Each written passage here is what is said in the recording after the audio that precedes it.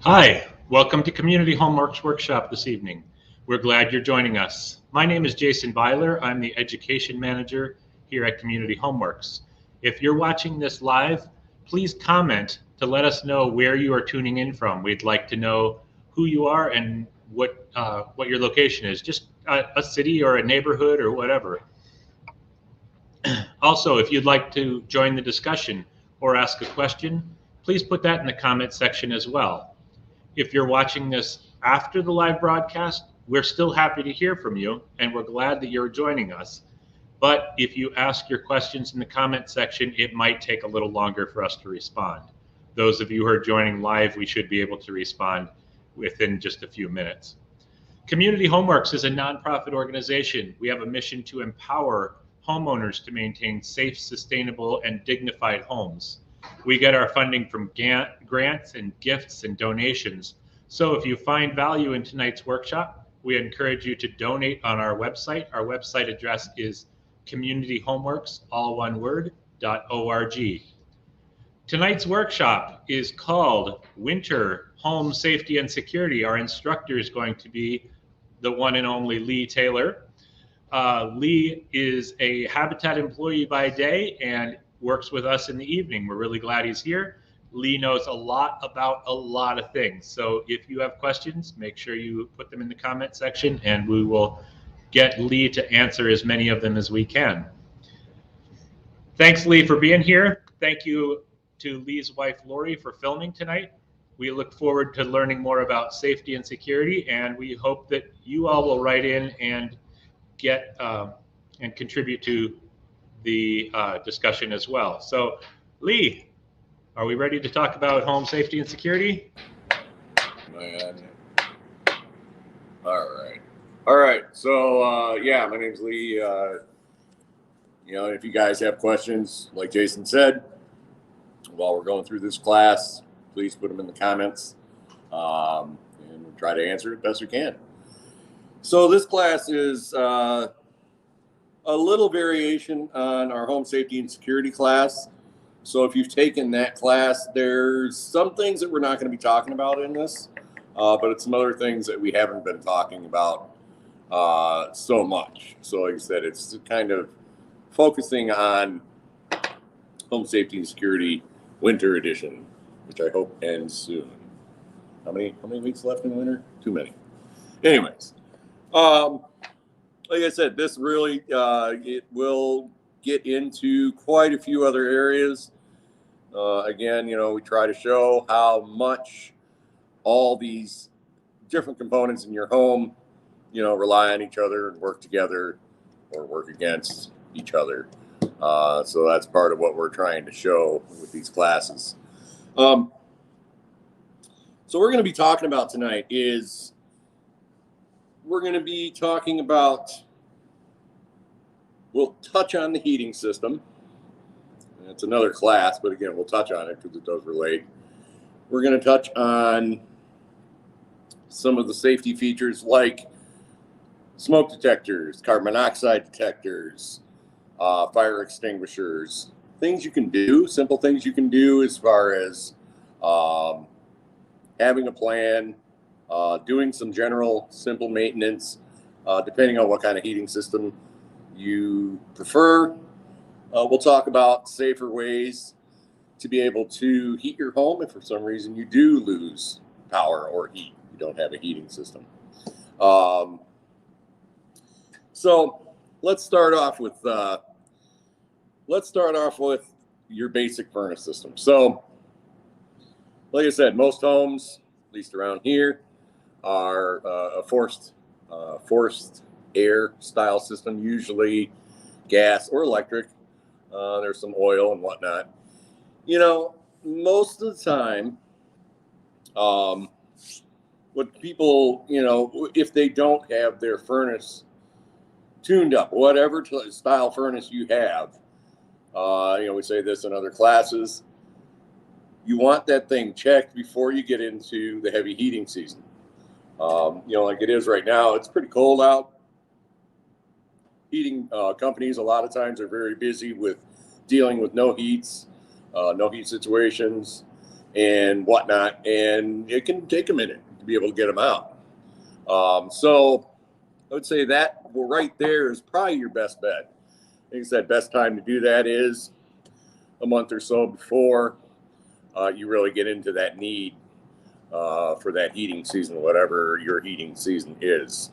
So I said, get that furnace inspected, tuned up, changed if need be, before you really do need it. On that note, also, you always want to make sure that you have whoever is doing that work is somebody that's licensed and insured. You know, there's a lot of things that can go wrong with a furnace, and a lot of things that, if are not caught or diagnosed correctly, can be potentially life-threatening. So it's one of those things you want to make sure that whoever is looking at it, that they really do know what they are doing. Like we said before, too, during the heating season, probably the number one thing you can do is whatever style filter you have, be able to keep that filter changed. I've seen it where, you know, a furnace is in decent shape at the beginning of the heating season and dies mid-season because it just has a filter that's too clogged, not letting air move through it, starving that furnace, making it work harder, and actually making that furnace break down. Another thing that you want to think about is, you know, how do you heat your home? So we talked about the furnace, maintenance on that sort of thing. But if you have something like a fireplace that you do use, you want to make sure that the flue is in operating order. You know, get somebody out there that can clean that chimney sweep, that sort of thing. Because again, getting that creosote that's built up on the inside of that chimney, it is a potential fire hazard. And, you know, getting that in good operating order. If you have a fireplace that, you know, you're not going to be using, you want to make sure that damper is shut. You know, that a lot of people will use their fireplace every now and then.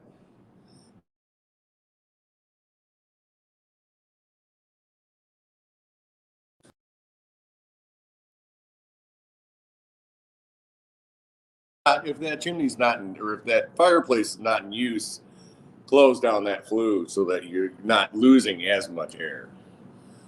Somebody have a question? No. Okay. So you want to make sure that's in working order and that your chimney is swept out and clean.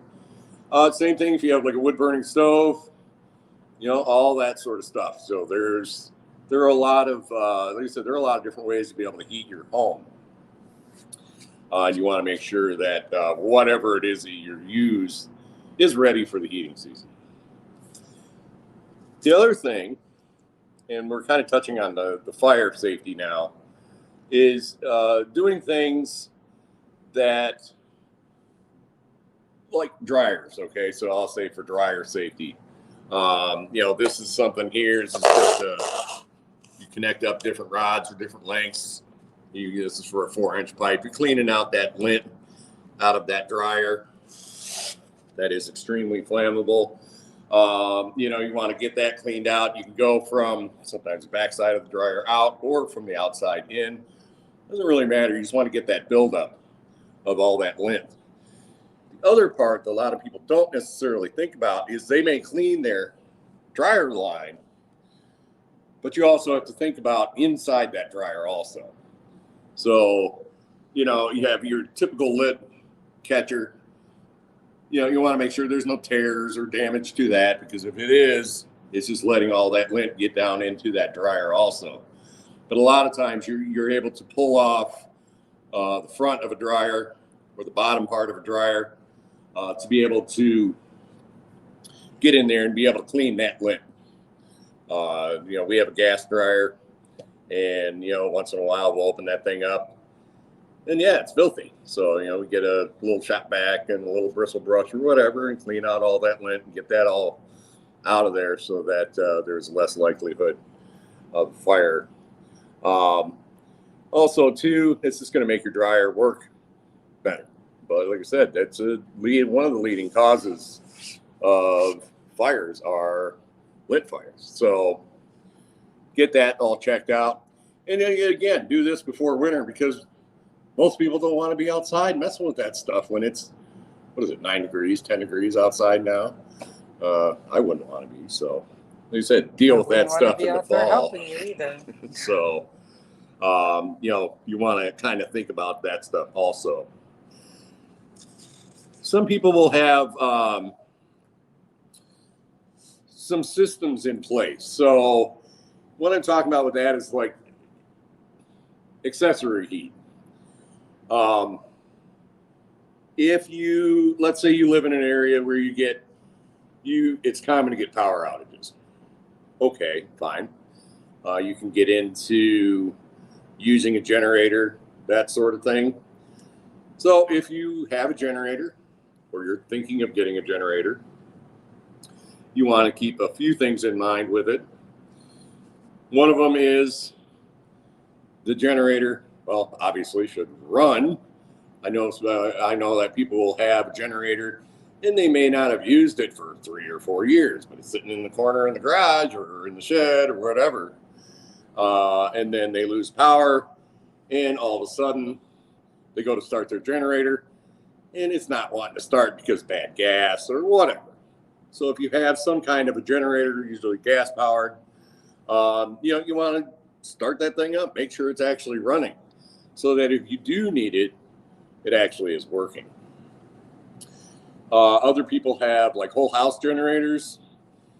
Not many people, but they do exist. You know, so if you have something along that line, a lot of times, you know, you'll want to have somebody come out and be able to just make sure that's up and running well. That's usually less likely, but they are out there. The other thing with generators is have a plan in how you're going to be using it. You know, some people will get a generator. They may have never used a generator in their life. They may not understand you can't run it inside. They may not understand that you shouldn't run it even in an attached garage, or place it outside, you know, but it's near some form of an intake that is, you know, it'll pull exhaust into your home. So, like I said, have that understanding of how you're going to be using it. And like I said, the first how is where it's going to sit. You're making sure that it's not in an area where the carbon monoxide is going to be poisoning everybody in the house one way or another. And then also the electrical side of it. So, you know, people will start up a generator and they'll be running, you know, really long extension cords or trying to draw too much power from it. You know, not having good gas for it to be able to refill it. So, like I said, have those plans kind of in place, saying, you know, this is where we're going to set it. You know, we're going to be able to run whatever off of it, because most of the time people are just plugging into it and plugging in certain things that they want to be able to run. Other ones are set up to where they can plug right into the house or into a sub panel or something along that line. Great. If you have that set up, excellent. Just understand how to use it. And sometimes that requires, looking into it a little bit more, getting somebody out there that they can show you what you need to do. Because again, seems like the power always goes out in the most inopportune time. So just have an understanding of how to be able to use that generator and how to use it safely. So if you have those. If you have space heaters, stuff along that line, again, what you want to make sure is that the space heater is in good operating condition. What I mean by that is you want to make sure that it has, I guess you want to make sure it works, right? But you also want to make sure that it has safety features built into it. And those safety features, basic safety features of those, like an overheat type thermostat on it, where let's say a blanket or something gets thrown over it and it heats up too much, it's got a safety switch in there that will shut that thing down. Also, another one is if it gets tipped over, that it's going to sense that it got tipped over and it's going to shut itself down. I always worry about the real old, usually electric space heaters that were built way back when with no real safety features in them, and they work perfectly because they were built like tanks and they last forever. Is that really the best deal? Probably not, because again, I've seen it where a blanket gets thrown over them or they get knocked over or whatever, and they end up causing house fires. So, and then two, as far as what are the electrical requirements of that? Because you could have a great space heater that has the technology in it as far as the safety technology built in and all that sort of stuff, yet you're running it off a 150-foot long extension cord that can't deal with it. And the extension cord actually overheats. So like I said, you want to kind of have some of those things in mind. Where am I going to place it? What am I going to be plugging into? How am I going to be using it? So I've been talking about electric or ceramic or space heaters along that line. There are other types of space heaters out there. Some people will say, if I don't have power, I want to have something that takes, like kerosene, something along that line. What you have to remember is any kind of fossil fuel, whether it's kerosene, gasoline, natural gas, whatever. The byproduct of that, one of the byproducts of that is carbon monoxide. And carbon monoxide is one of those colorless, odorless, tasteless gases that is, expelled. Like you said, talking about, the generator, well, those gases are coming out of that in the exhaust. Kerosene, same deal. Propane, same deal. And, depending on the levels, it can do anything from just making you feel kind of sick all the way to killing you. So, not to be sugarcoat anything, you want to make sure that, if you're using some kind of a space heater that's needing, propane or something along that line, be careful with those, especially if you're relying on it to heat your whole house, that sort of thing. So you want to really understand that. The other is, people will say, well, my power's out and I have a gas stove, so I'm going to heat my house with the stove. That is not necessarily a good thing either. Again, it's using natural gas or propane, depending on where you're at. And the byproduct of that is carbon monoxide. Now, people will say, but I cook and all that sort of stuff. Yes, and that's true. But you're not running it for hours and hours and hours at a time to be able to heat the whole house. or a big part of your house. And again, it's incomplete combustion, meaning that that carbon monoxide level is going to rise. And it doesn't make sense to open a window, right? You're trying to heat your house. So, you know, I said, stoves especially are bad news. You really do not want to use those to try to heat your house. It's just not good. So, and I know a lot of people have done it and everything else, but yeah, it's not worth it. So, the other thing that I want to talk about is, and along fire safety and carbon monoxide safety, is having a workable smoke detector. We'll talk about smoke detectors first. So, you know, I said just your basic smoke detector is, you know, something just like this. This is, you know, just the $10 or less, battery operated, little 9-volt battery goes in there, hangs on the wall. Great. There are two types. There's what's called photoelectric, and then there's ionization. The photoelectric style is more for like the smoldering fires. You know, something gets caught in a, you know, like a couch is smoldering, or you have an electrical fire, you know, smoldering inside your walls, that sort of thing. It kind of picks up on those types of fires. And the ionization is, you know, my curtains are blazing, and, or, you know, somebody threw a cigarette in the trash can and it's flaming, you know, it picks those up. So, you know, ideally you should have one in every sleeping room. And by code, they're saying, at least around here, it's one in every bedroom, one outside of the bedrooms, because usually it's a hallway with 2 or 3 bedrooms off of it. So they want one outside there, at least one on every level. So if you have multiple stories, you want to be able to have at least, yeah, including the basement. Yeah. So you want to be able to have one on each level. The idea is that, you know, for some reason, you know, why they want one right outside the room when the room has one. Well, if there's damage to the one in the room, at least they'll be able to hear that one that's kind of clustered outside of their door. So that's kind of the general thought process as far as that. But having smoke detectors, it's only part of it. The other part is making sure that the batteries are replaced and they're fresh.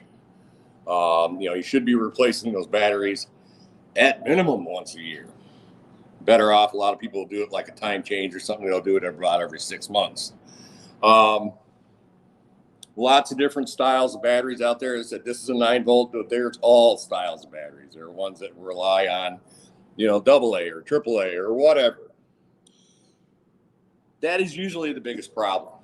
What happens is either A, they get what's called a nuisance alarm, and that's usually something along the line of they have a smoke detector that's too close to the kitchen, or it's a little sensitive. And, you know, we have one that, you know, anytime we turn the oven on, if we have a little bit of crud in the bottom, that smoke detector is going off. And, you know, the ones we have have a silence button, and we have our system to be able to deal with that. But it doesn't mean you go and you pull the batteries out and you close it back down. That really is not a good thing, because most likely what happens is, you know, this gets closed down, that battery gets set down on the counter, and they forget about it. And, you know, you talk to firefighters. Is a smoke detector needed in the attic? That's a good question. That's a question I don't know. So that would be, so a question like that, I've never heard of one in the attic, and I'll talk about that. I don't think so. You can always ask your local fire department. The issue I would have with one in an attic is A, it's in the attic, A, you probably wouldn't hear it. B is dust. I'll pick on this guy right here.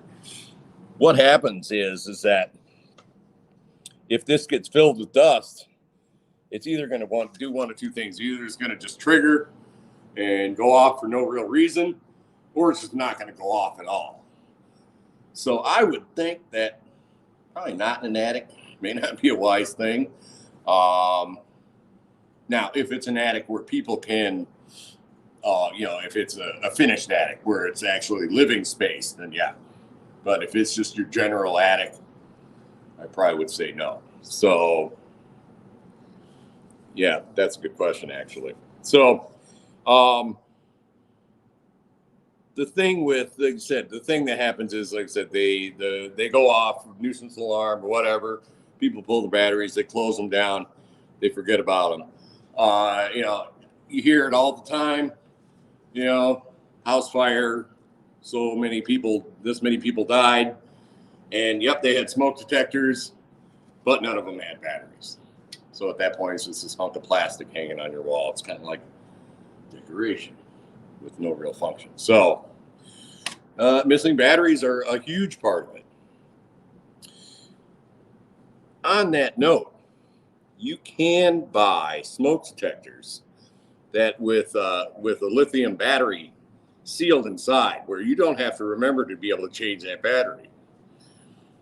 It's really nice because, again, you can't go through that issue of somebody has pulled the battery for whatever reason, and now it's a worthless piece of plastic on your wall.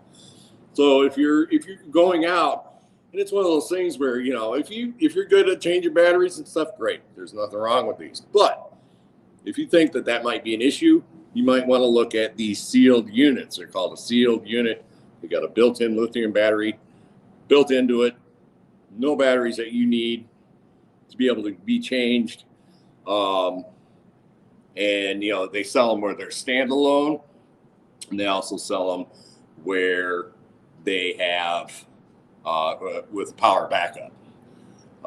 What that means basically is, you have your house and there's wiring actually run to each one of the smoke detectors. So let's say you have one in the basement that goes off for whatever reason. That would make that one go off, and then all of them go off. So they're interconnected.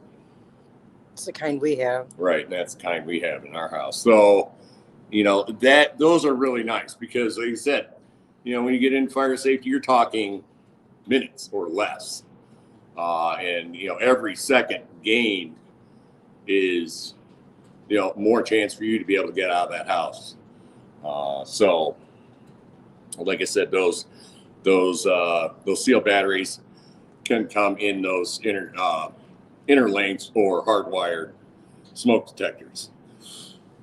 If you don't have the hard wiring for that smoke detector and you want that, yes, that is something you can buy. There are smoke detectors out there that will send out a signal. So what some people will do is they'll say, and they're a little more expensive, I will say that. But what they'll do is they'll say, I'm going to have, let's say, a 2-bedroom house with a basement. They'll say, okay, I have the ones in the bedrooms, but what I want to do is have 3 that are interconnected, one in the basement, one on the main floor, one, let's say, outside the bedrooms. So like I said, those 3 will talk to each other. If one goes off, they all go off. So that's one of those things that you can do. It's a lot less money than calling out the electrician to be able to run that wire and stuff. The other is, we talked about the ionization, the photoelectric. So you have to kind of look at that also. As far as placement. As far as the placement for the smoke detectors, the best thing you can do is read the instructions as far as where they want to be placed. Most of the time, they're either on the ceiling or they're within, here it's around 12 to 12-ish inches from the ceiling if they're mounted on the wall. That can vary from area to area.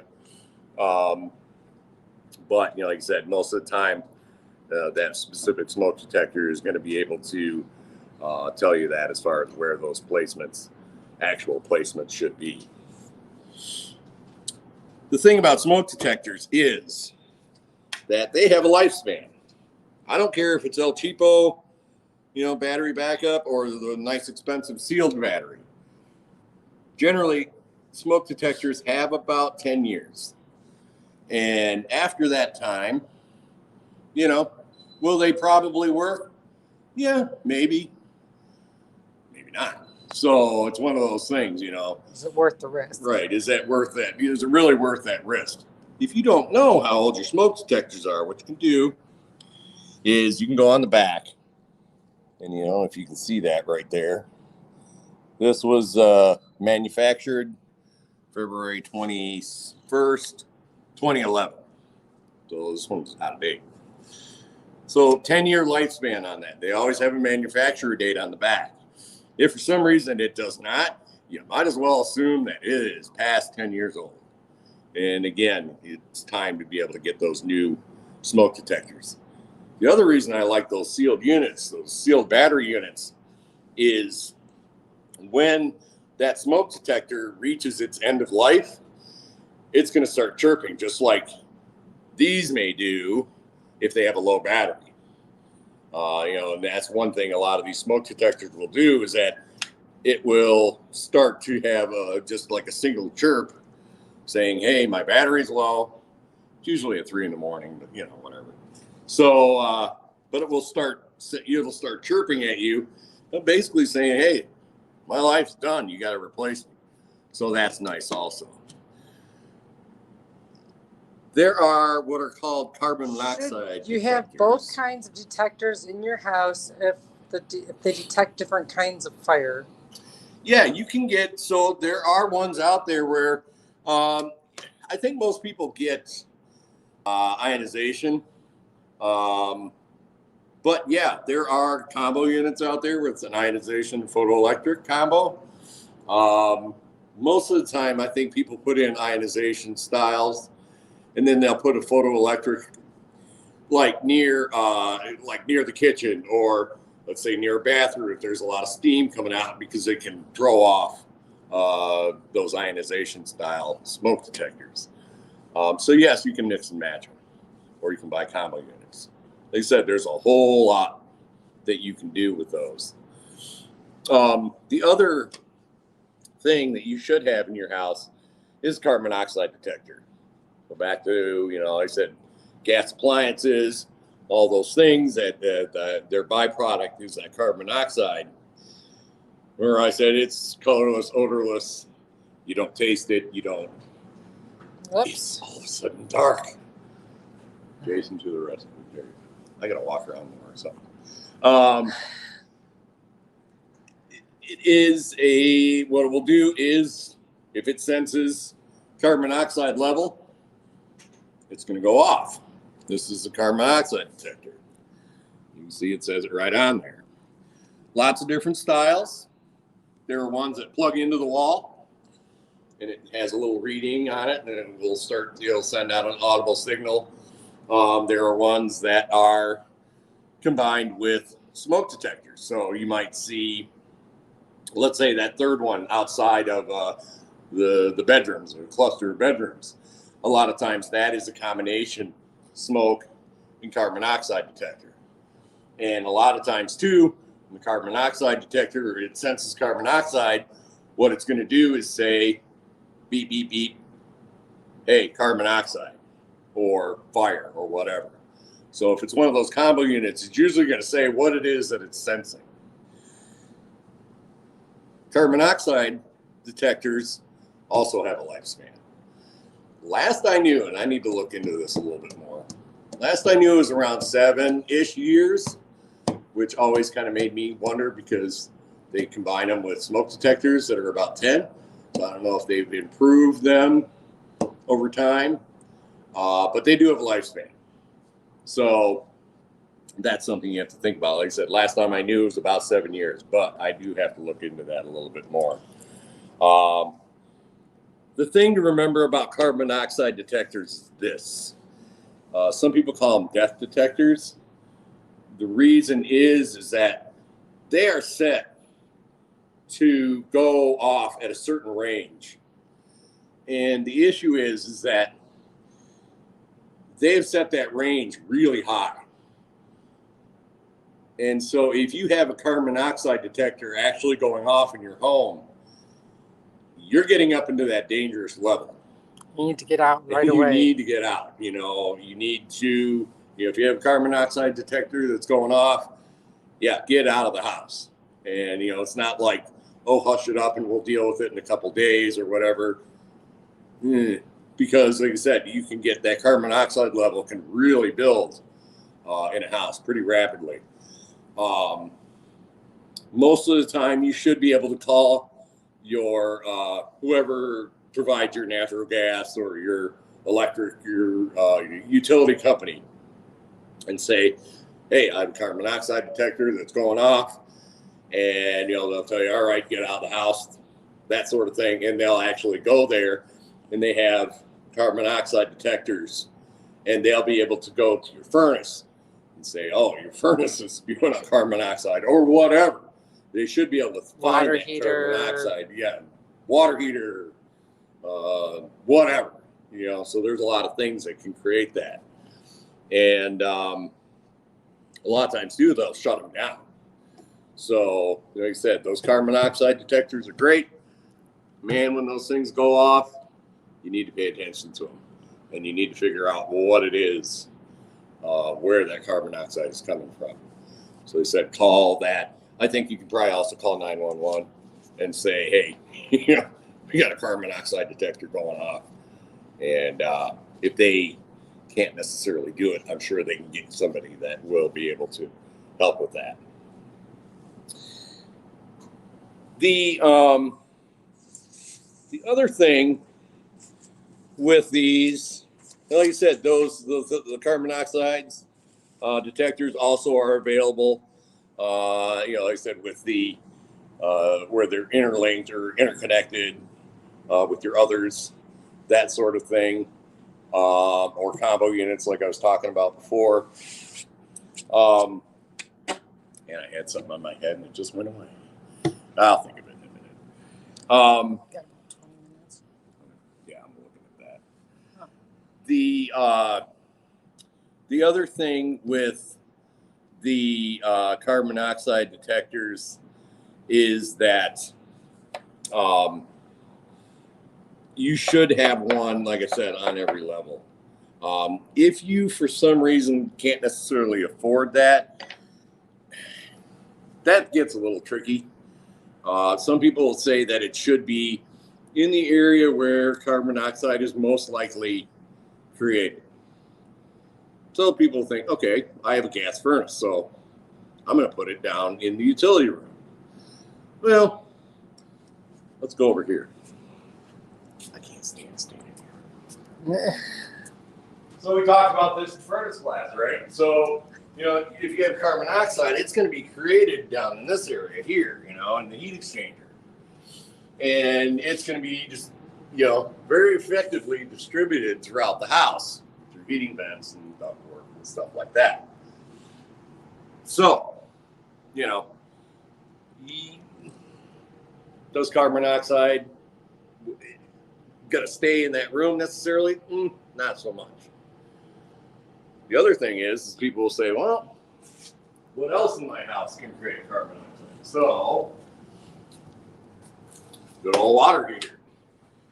And like I said, there's a couple of we talked about this in water heater class, but, a couple of different styles. You have this style, it's the older style, where flue gas is run up here and it's popped out the chimney. Versus one like this, where all the flue gas is sucked out by a motor, usually goes into like a PVC pipe, and it's expelled to the outside. I would say if you have like a furnace and a water heater in the same room, and you can only pick one area, yeah, I would put it in that room. Because we've had issues where this popped a little bit like this for whatever reason. It popped up like this, and carbon monoxide gas was flowing out. I've seen it where birds have fallen in here and clogged it, whatever, So on that note too, talking about things that can create that carbon monoxide, simplest thing you can do is if you have this style of water heater and you want to check it to make sure that it's venting properly, the easiest thing you can do is come down and look at it. And what you're going to do is look at the top down here. So if you have this style where it's venting into your chimney, if you see like streaking, where it looks like soot, that sort of thing's kind of spewing out, usually on top of the water heater out in this area. Usually one indication. It means that something is not drawing that exhaust air out, and it's leaving those little streaks. The other is that when your when your water heater is running, you should be able to get like an incense stick or something like that and hold it, and you'll see that smoke from that incense stick being sucked underneath and up and out. The other simple inspection that a homeowner can do is just making sure that the pipe is in good shape. What I mean by that is that it hasn't been hit. I've seen it where, this pipe is usually relatively close to like a chimney or something, and it's running up like this. It's usually running up at an angle and, into the chimney and out. I've seen it where somebody has moved something or something along that line, and they bump it and it pops apart, or where the joints are, it pops apart. Or I've seen it where these actually rust out. You have big holes in them and stuff like that. So, a simple inspection, like I said, it should all be connected. There should be no holes in it. It should draw, like I said, that smoke from an incense stick up and out. And it should be running at an upward angle, like I said, towards wherever it's exiting out. And don't use an open flame to check. No, don't use an open flame. You could. Don't. So, yeah, like I said, it should be drawing. That actually almost killed my wife and I. So, little water heater, because the floor rotted and it went. And longer story that I'm going to get into. But yes. So, like I said, carbon monoxide, nasty, nasty stuff. Very. So yeah, you want at least to have at least one in your house. The other is, getting into talking about fire safety and that sort of thing, is first off, have a plan. So however it is that you want to be able to make that plan, but you want to know where people are going to meet. I don't know, you hear about it all the time. People, there's a house fire, and the parents, they go out the front and they have 2 or 3 kids, and they only have 2 kids next to them. Well, where's that third kid? Well, they're in the backyard because they never talked about it. So the kids in the backyard wondering where his parents are. Parents in the front yard wondering where the kid is. And one of them goes back into the house. So, like I said, have a meeting place, wherever that is. In practice. We used to do that when our daughters were young. Yep. So, we would sit down and we'd come up with a plan. We'd say, all right, so if we have a fire, if there's a fire, this is where we're going to meet. If for some reason we're separated, nowadays, good old cell phones, back then we didn't have those, but, some way to be able to communicate with each other, find each other, that sort of thing. Make sure that your kids understand. Don't go back in the house for the dog or the cat.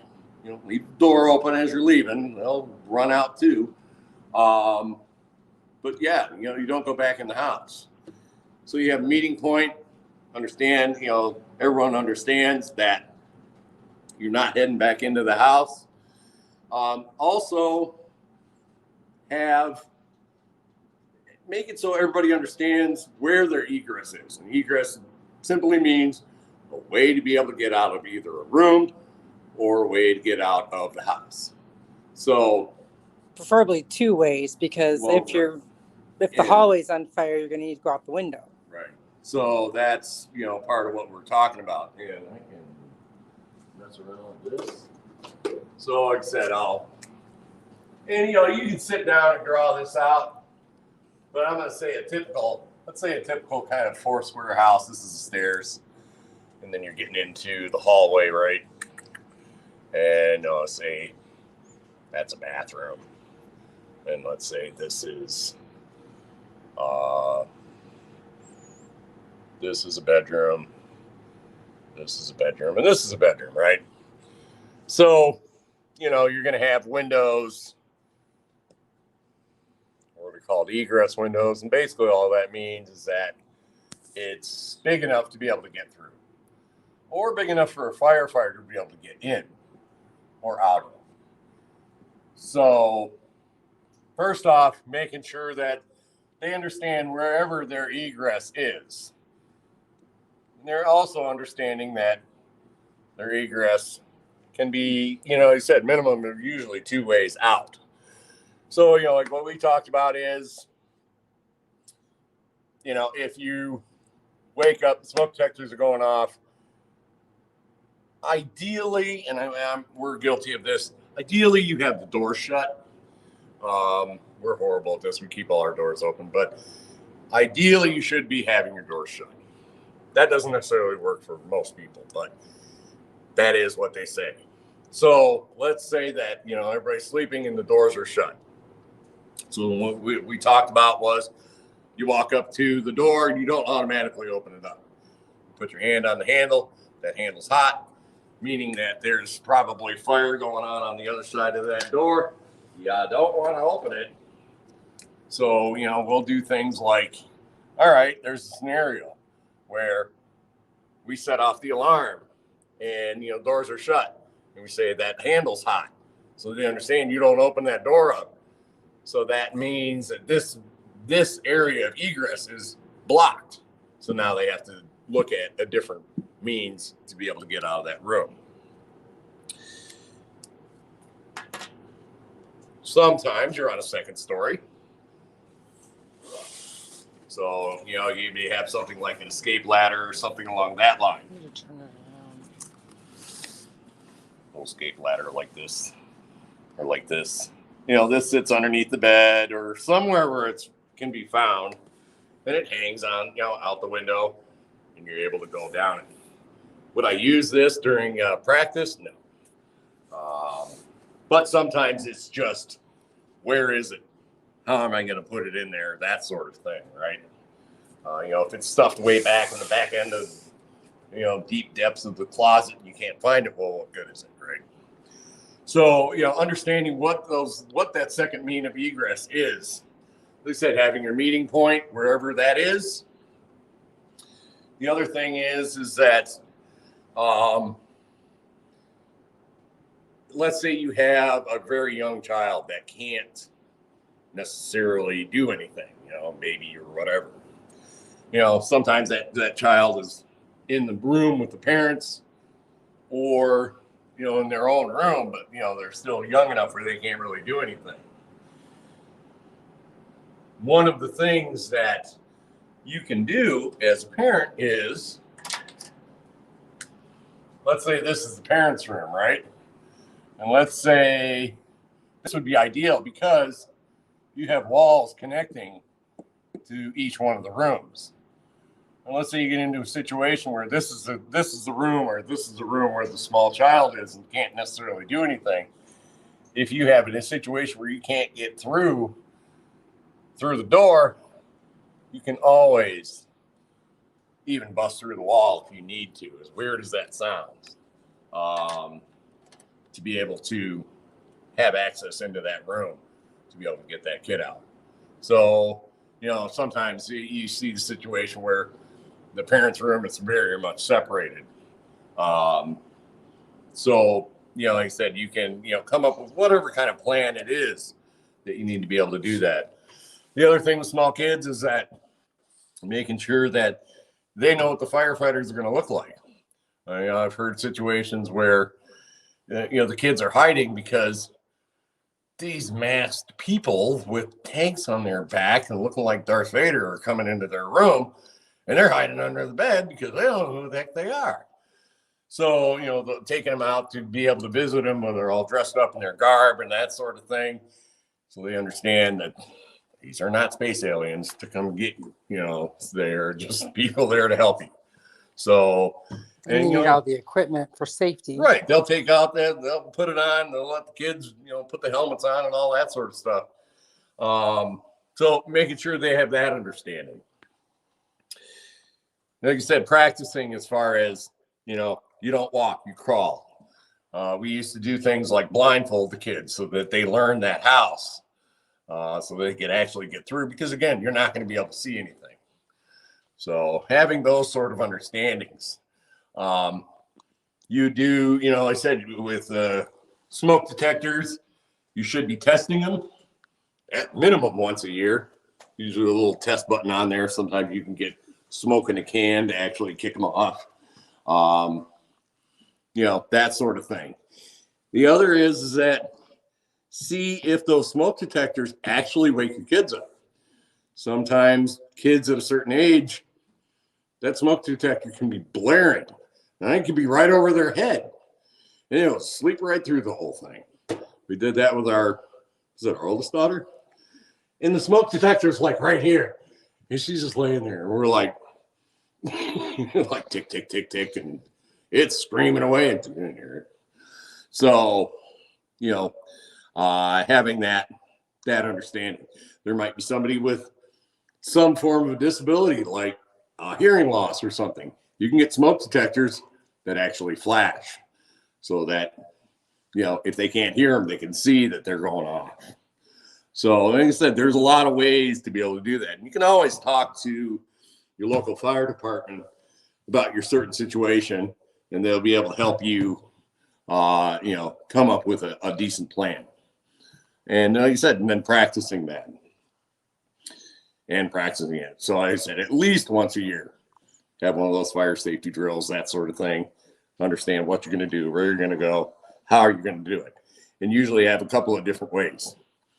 Like I said, ideally, they're going down the stairs and out the front door.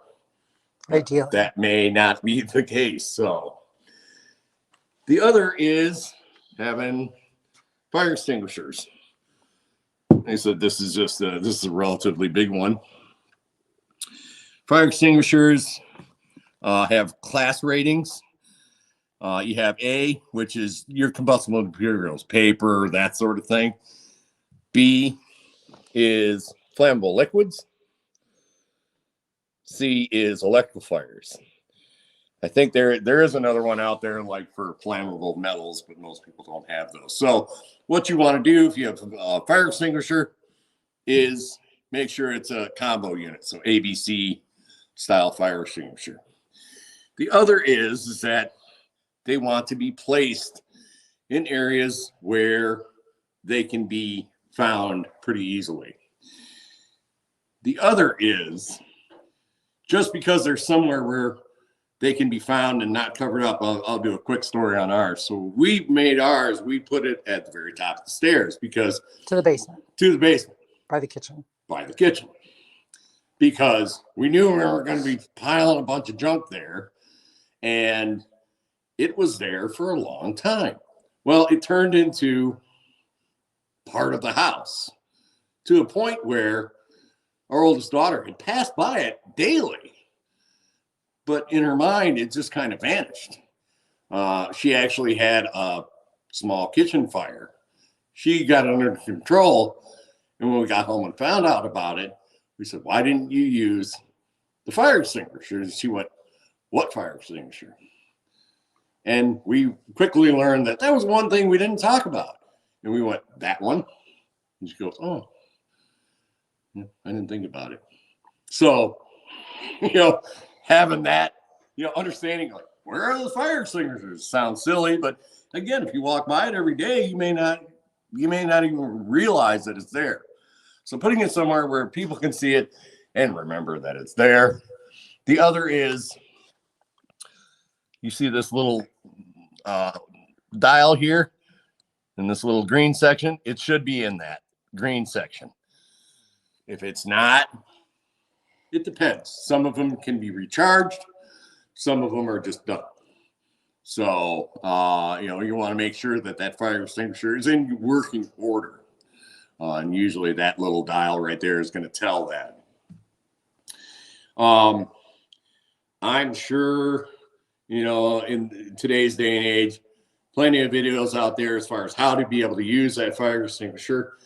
I know that sometimes firehouses will put on those demonstrations where they will actually get one and be able to show you how to do it, whether it's a kitchen fire or, you know, some kind of a fire, of how to actually be able to use that. So just having them is one thing. Understanding how to use them, that's the other thing. And then also understanding that sometimes it's just not worth it, you know. And you talk about little things like, you know, people will have a grease fire and they won't think about their fire extinguisher, but they'll throw water on it and burn down the rest of their kitchen because it just spews flaming, you know, pieces of oil all over the place. So understanding how you're going to be able to deal with that, because sometimes the easiest thing you can do is get a lid and put it on over that pan that's burning or whatever. So having that fire plan, understanding, you know, for what you're going to do and where the things that you may need to be able to deal with that fire. Just making sure you have things in working order. It always breaks my heart to be able to see those news stories where, you know, family of however many get killed off because they had smoke detectors that didn't have batteries in them. It just drives me nuts. So on that note, we're done. All right, great. Thanks, Lee. Lots of good information there. We did have a question from Dorothy earlier that we weren't able to answer. Is a smoke detector needed in the attic? I did a little bit of research while we were here in the workshop, and according to First Alert, which is one of the companies that makes smoke detectors should only be in finished areas of the home that will be between 40 degrees Fahrenheit and 100 degrees Fahrenheit. So if it gets above 100 degrees, it can affect the health of the smoke detector. If it gets below 40, it can. So they're saying not in unheated garages, unheated attics, unheated crawl spaces. I want to add one more thing to that. Kind of talking about that real quick, but finish up and I'll say something about that. You made me think of something else. So basically, they were saying that that those places that get cold and warm, you shouldn't have a smoke detector in. Most people's basements would be considered heated just because you have your furnace in them, your water heater in them, things like that. So those places should have a smoke detector. But as far as like a sealed off basement or a sealed off crawl space where the rest of the house is insulated from that, it sounds like you should not have one in those spaces. The other thing I want to say is real quick, these smoke detectors can get a little finicky if you're creating dust. So this is a story with us. We were working on doing rehab and whatnot, and we weren't even kicking up a ton of dust, but enough to where it was getting caught up in that smoke detector. And all of a sudden, our smoke detectors are going off again, 3 a.m. You're waking us up, and we're like, oh, you know.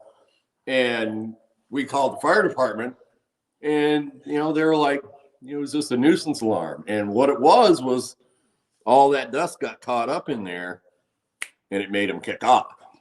So they said, you know, one of the best things you can do is, you know, get like canned air or something like that, and you know, every once in a while, open it up and just spray it out.